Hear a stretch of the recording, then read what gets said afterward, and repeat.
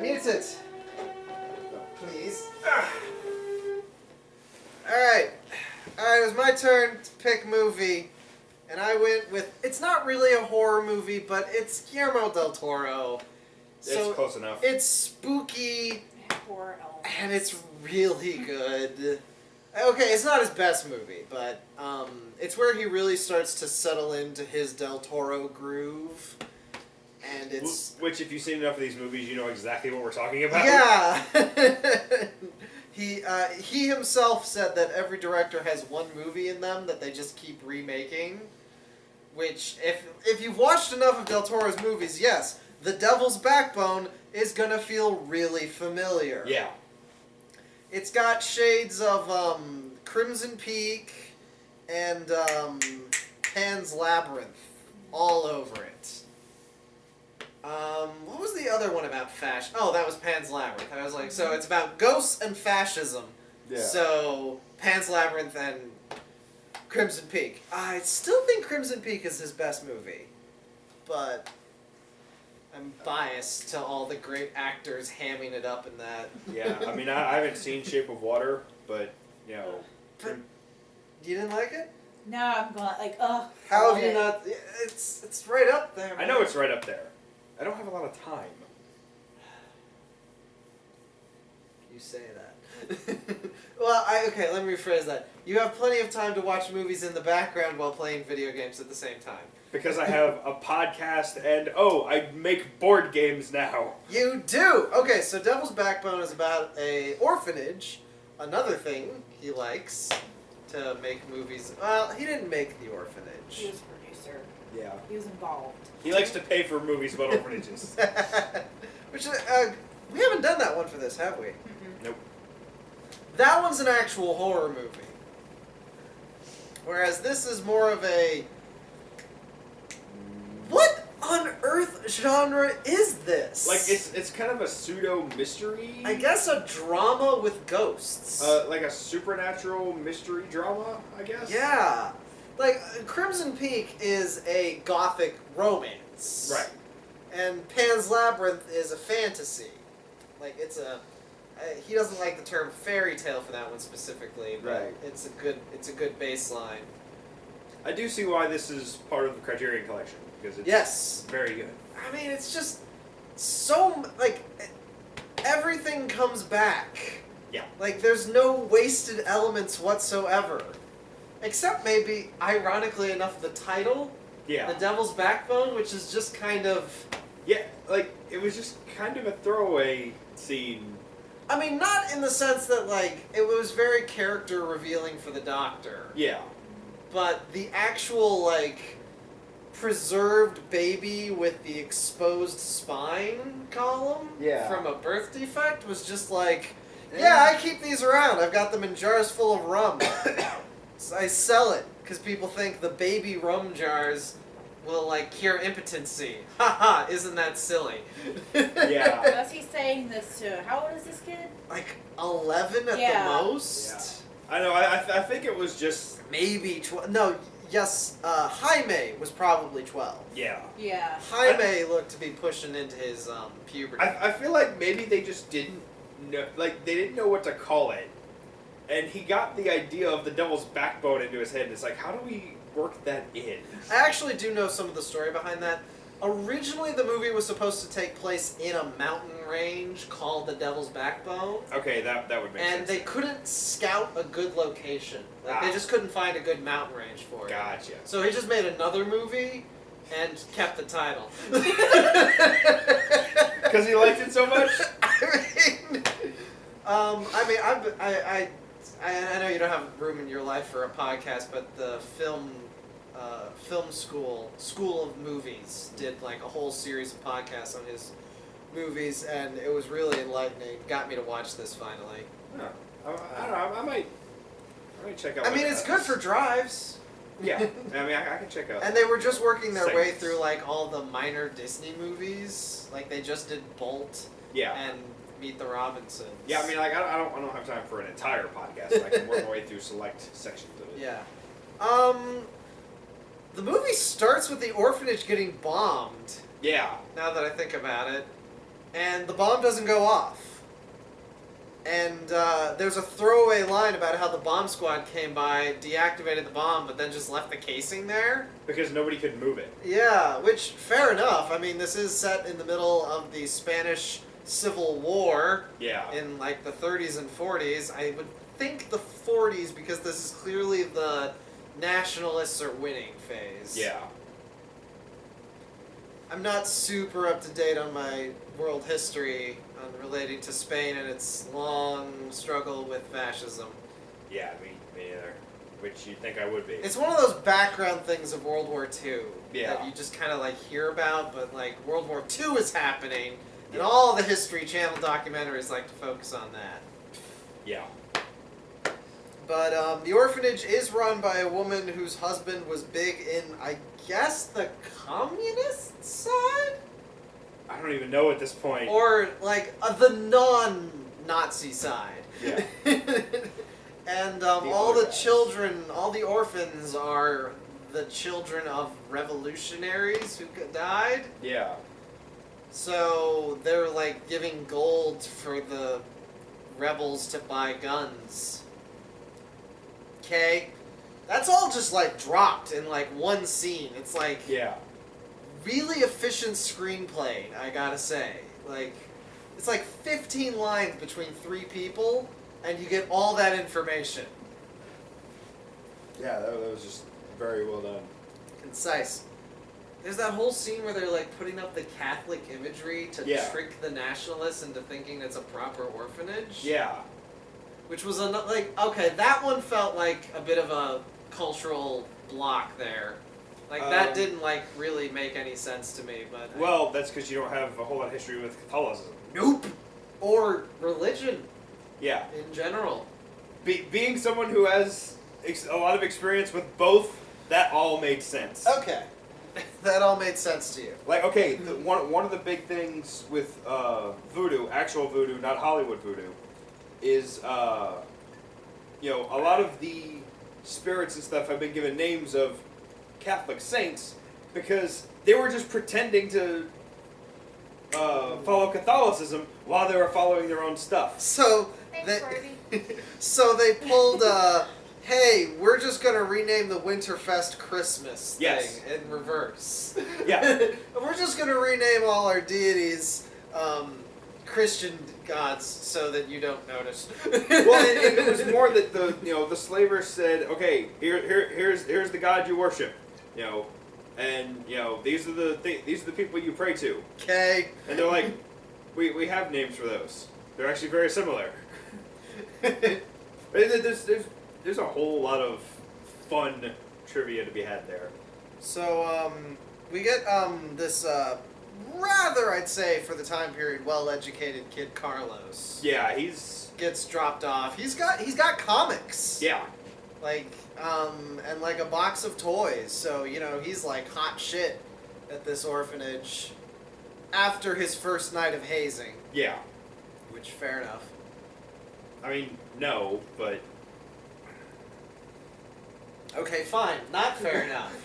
We're not going to give Jaime any, like, leverage or room there. No. Jaime is the oldest kid, and for a good chunk of the movie, you're supposed to hate him. Like, he is an asshole. And he is, and they draw really explicit parallels between him and Jacinto. Like, did you notice they're the only two with their shirts off in the whole movie? Oh, you're talking about, like, shirts completely off. Yeah, I mean, Jaime's got, like, his shirt... I don't know. The first time I watched this movie, I was like, movie, why are you lingering on 12-year-old boy chests? Okay. What are you doing? But I think they're, like, drawing... Like, and it's not just that. He picks up Jaime's, cigarette. Yeah, he picks up... Jacinto's cigarette. Yeah, he picks up the leftover cigarette butts to smoke them. And he gets, like, a lot out of them, like... No cigarette left, but I guess when you're 12 and you have to bum cigarettes off the ground. I mean, either that or, the scene we saw was the next day and he had gotten another one. I don't know. That makes about as much sense, too. I know. But, no, like, okay, so Jacinto is the groundskeeper. But he's also used to stay at this orphanage up until he became an adult, and then he became the groundskeeper, so this guy's had a really sad life. But he's decided to be a asshole. Yeah.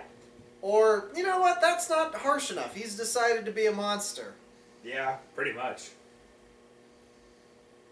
Trying to get the gold that the headmistress uses to pay for the Resistance's guns. They're almost out of gold at this point, but he doesn't care. He wants those 10 bricks of gold. Yeah. Even then, I don't think that would really take you that far. Although... Like, I guess in comparison, that'd be like if I found $50,000 on the ground. Yeah. Like, that is a solid chunk of change, and I could do stuff with it, but it's not going to pull me out of my economic class. No. I don't see him buying a farm with 10 bars of gold. No. Not like, and they're not like bars, they're just like little like hand bars. Again, a decent chunk of gold, you could get somewhere with that, but... Like, he could get away from the conflict with that. But that's about it. And at one point, the headmistress is like, this fucking gold can't even buy us bread. Because, shocker, a lot of people don't take gold. Yeah.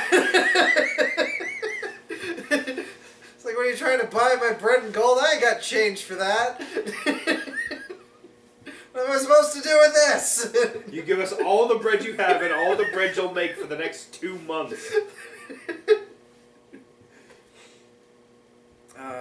It's legitimately just like, how do you monetize this brick of gold that I've been handed? Yeah.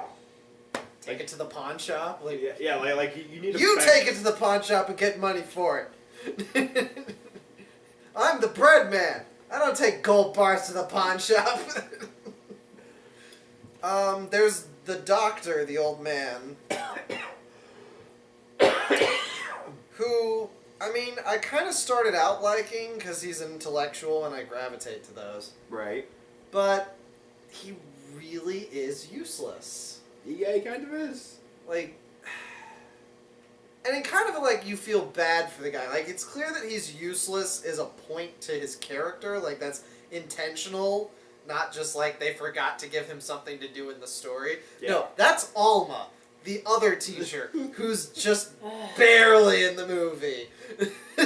Oh, you hated that scene where she was trying to put out the gas fire by flapping a blanket like, at there's it. cans of gas around, and she has a fucking blanket. She's like,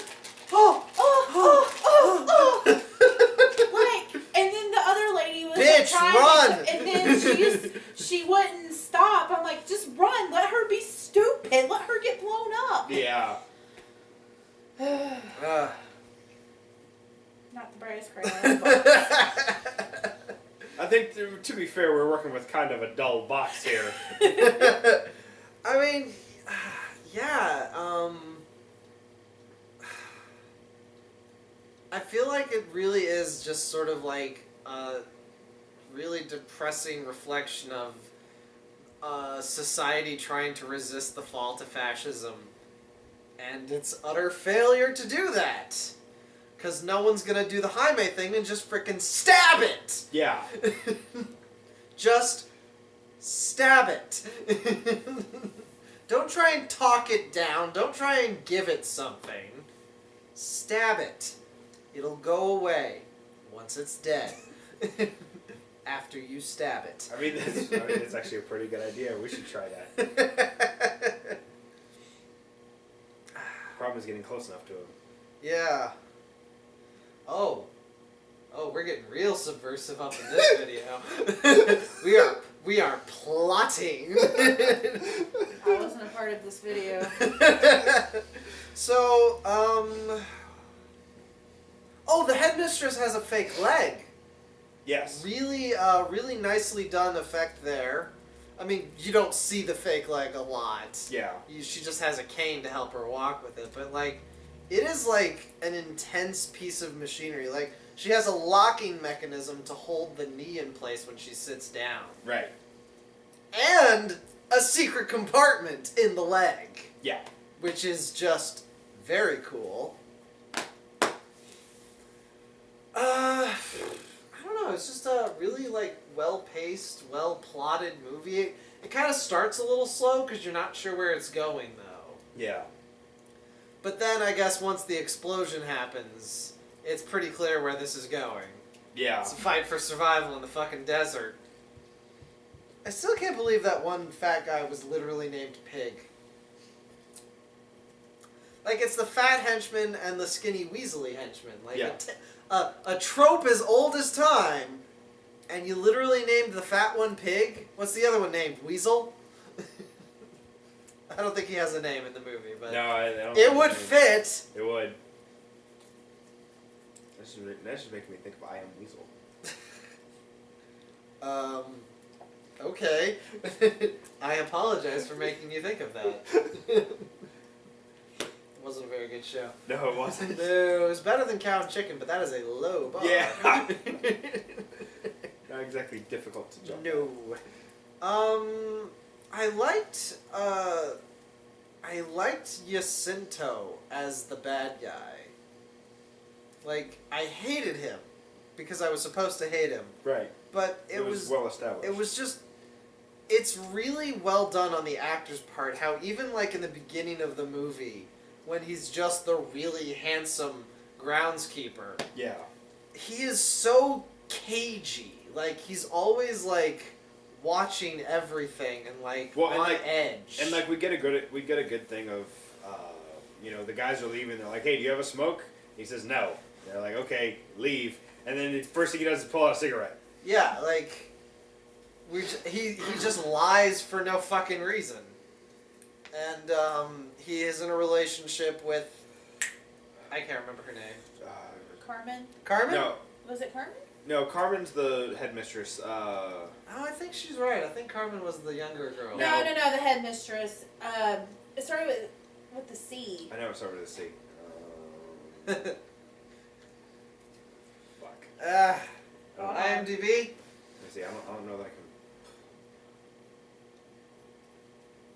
What the hell is this? The Criterion Collection. Conchita. That's her name. Oh, Conchita. Yeah. Conchita. Started with the C. Okay, so you were half right. Huh. This. Sorry, I've never dealt with a Criterion. And they've even got like the commentary subjects. Yeah. Wow. I want to watch this just to listen to Del Toro talk for like 2 hours about a movie. Like, that sounds really good. Holy crap. Man. Now I see why Kenneth is so obsessed with Criterion. Well, not only that, they have nice box art. Yeah. Did you see the number on the side of the box, by the way? What number is it? 666. Is it? Yeah. Oh my god. I mean, I guess there's better choices in terms of devilly movies, but that's cute. That's cute.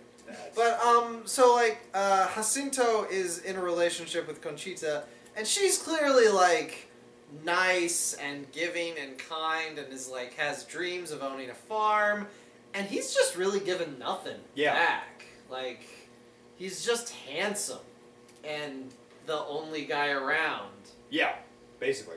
And he's got a similar arrangement with Carmen, the headmistress, where she's just like, "Look, I'm horny. Come fuck me. Do not kiss me. Get the fuck out of my room." Yeah. And he takes those opportunities to steal her keys. Yeah. So she's got this big ring of keys. They linger on for quite a bit in an early scene. Because she obviously notices some of them are missing. Right. So like, and when he goes, he puts the last key he took back and takes a new one. And which, okay, fair enough, that's a neat idea, but she also noticed and is just humoring you. Yeah. And, the key he was looking for wasn't on the ring to begin with. No, she kept it in her leg compartment because she's smart. He should have noticed that, like, the key she held out to him the one time was gold. And he should have been like, wait, that wasn't on the ring. I would have noticed that. That would have stuck out. It was a shiny key. Yeah, he's just trying to rob the safe. And in the process of trying to rob the safe, one night he kills Santi, one of the kids. he didn't necessarily do it on purpose, but he was clearly roughing that kid up, and that was not going good places. Yeah, he was roughing the kid up. The kid gets pushed into a wall, cracks his skull. Yeah, like he's not actively pushed, but he jerks his head forward and hits the wall and basically cracks his skull open. Which leads to the really cool effect on Santi's ghost. Yeah, Santi's ghost. Well, so Jacinto ties him up and drops him into the big pool of water they have in the basement for some reason. I think that's where the water from the pump comes from. Okay. Yeah. Yeah. Notice it's also orange, like the embalming fluid. Yeah. So, but anyway, Santi's been embalmed down there. So, Santi is down there, which is why anytime you see his ghost, the blood is kind of flowing out of its head like he's underwater. Drifting upwards. It's a really nice effect. You can see it in Crimson Peak with Loki. Tom Hiddleston? Yeah, Tom Hiddleston's ghost. He's not on screen for very long, but yeah. where he was stabbed in the eye. Yeah, The same blood flowing upwards effect. We need to do Crimson Peak one day. Don't you already have a video for Crimson Maybe. Peak? Oh yeah, I did it in the car with. Yeah, you did a car with what's her Christina. name? Yeah, Christina. I need to see her again. I haven't spoken to her for a while. There just hasn't been any good movies to take her to, because she's got different taste. She's the kind of person you take to see the Cinderella reboot. Which I liked way more than y'all did. Oh, we did not like that. I don't know what you saw in it aside from pretty dresses and nice camera work. That one guard was fucking hilarious. Of course, out of the whole movie, he goes, the one guard was fucking hilarious. No, look, okay, it was directed by Kenneth Branagh. Yeah, you're a big stand for him. Yeah, That's why I said it was pretty camera work. Like that scene where the king dies is really nice. Very well done. Although I don't think we needed the dead parent scene 3 times. No, 3 times was a bit much. Get to watch 3 parents die. This movie. Not that movie, this movie. This movie we get to see a lot more people die. Oh god, bunch of kids die. Okay, so after the explosion where Jacinto's trying to blow up the safe, which, great idea. If I can't have it, nobody can, I guess? I think he was trying to just, he's like, well, if I can't get the key, then I'll just explode it open, which is... I mean, if you had a shaped charge of dynamite, maybe, not with a gas can explosion. Yeah, all you're gonna do is destroy the building. I mean, gas cans explosions are still explosions, but they're mostly fire. Yeah. They're not a shockwave. And any safe worth having is fireproof. Yeah. And that was a nice safe. Yeah, that was a good safe. I mean, it got knocked out of the wall, but it was still a safe. Still 100% intact. It's still a safe. It's still very safe. They still had to crack it. Oh, funniest thing. Jaime is like, I'll trade you this naked picture I drew for that cigar ring. And it's this is the only porn they can get. Jaime's drawings. Yeah. And one of the kids points out, you drew the vagina sideways. It looks like a mouth. He's like, fuck you. You don't know what they look like. It's like, you clearly don't either, kid.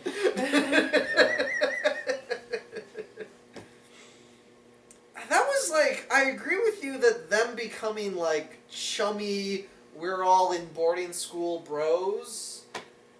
After that first night, Carlos would have been well within his rights to just fuck off with most of them. Yeah. No, fuck off. You don't get to read my comics. You fucked with me that first night. You locked me in the kitchen. Yeah, But Carlos is a very nice boy. Very trusting.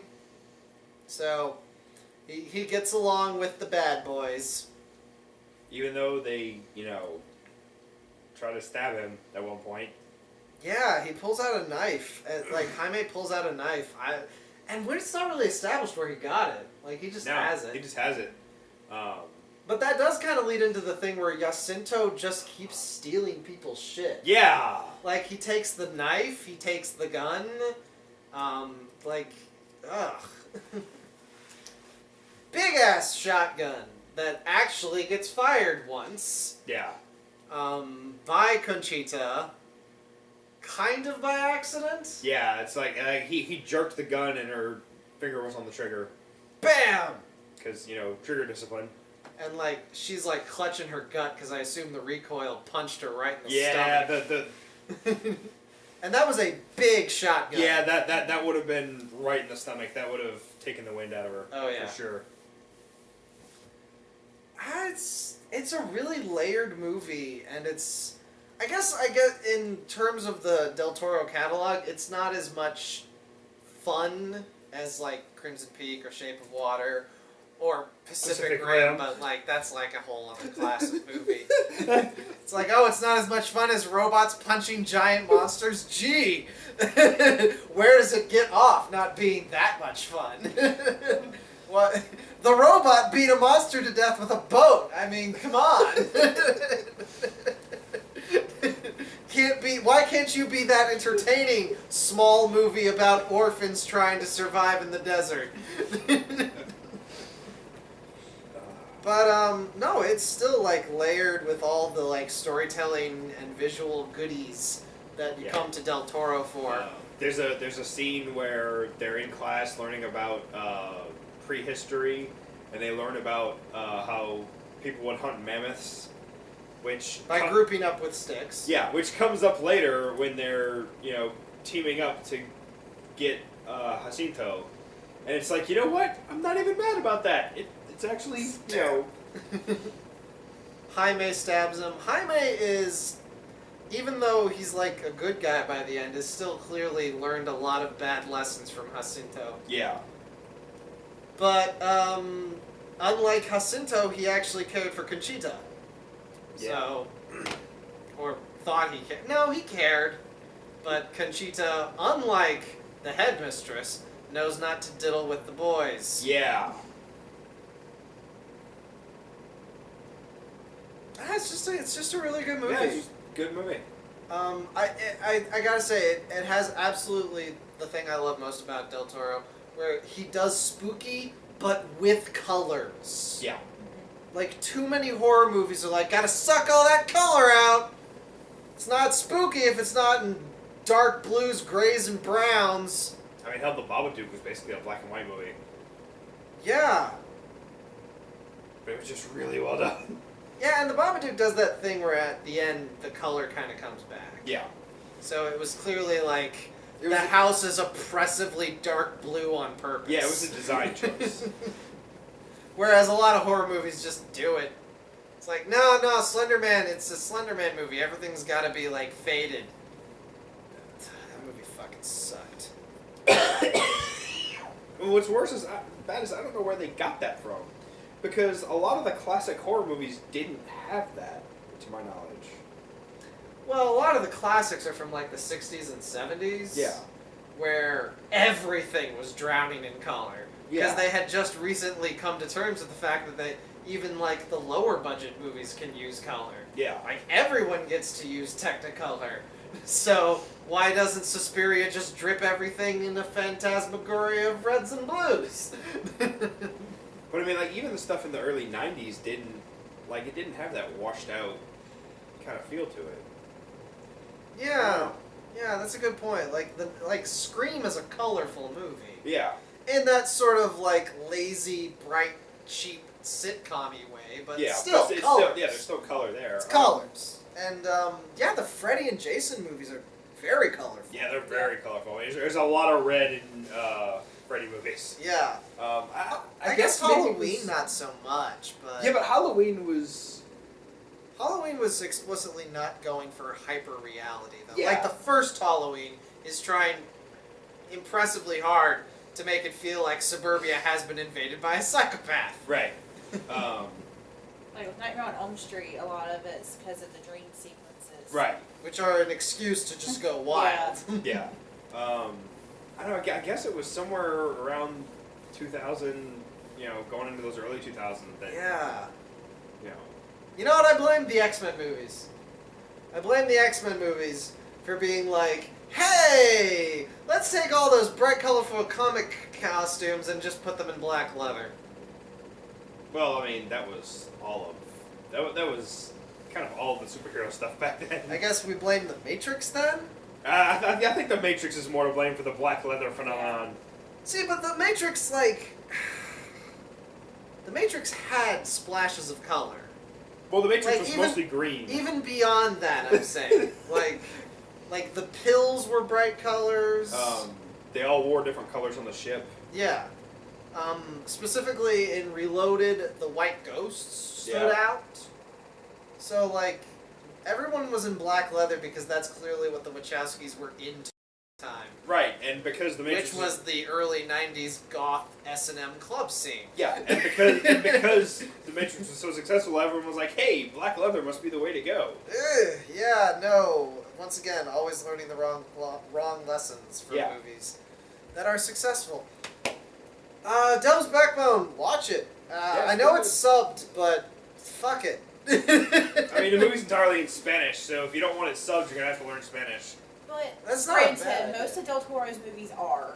Like, a lot of them. Which, okay, sure. Honestly, it's this one and Pan's Labyrinth, I guess. The Orphanages. Oh, yeah, the Orphanages. Okay. And I don't know about Mimic and Kronos. Are those in Spanish? I can't remember if Kronos is. It's been so long since I've seen it. I feel like they might be. I mean, I don't know about y'all, but the Spanish language is actually, kind of pleasant to hear, so I don't have a problem with it. That and it's nice when, like, I actually know some of the vocab. Yeah.